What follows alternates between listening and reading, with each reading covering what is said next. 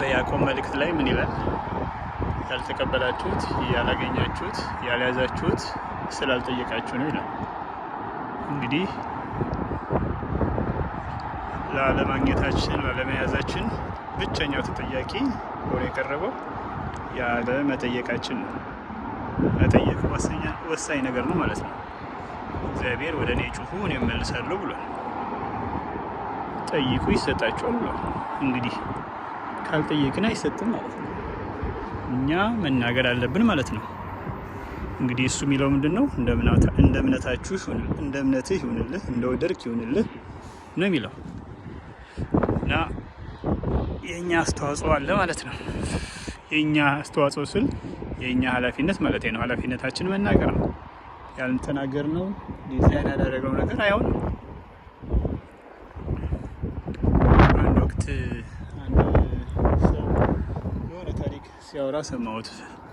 ስለ በቅሎ ታሪክ ሰምታችሁ አላውቅም። አንድ በቅሎ ሊዋስ ብዙ ኪሎ ሜትር ተጉዞ ዘመድ ጋር በቅሎ ያላቸው ሰዎች ጋር በሆነ ጭነት ስራ ፈልጎ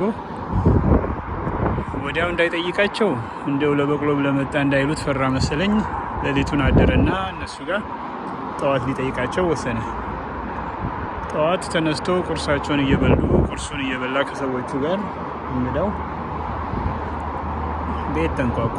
ከዛ አንድ ሰው ብቅ አለና እስቲ እንደው ለጭነት ፈልጌው ነበር በቅሏችሁን አውሱኝ አላቸው። ያው ለዛ ጋር ታስሯል ፈተው ሰድ አሉት ማለት ነው። ከዛ ይሄኛው እንግዳው ሰውዬ ደግሞ ከዛ ቤት ያደረው ሰውዬ ደነገጠ።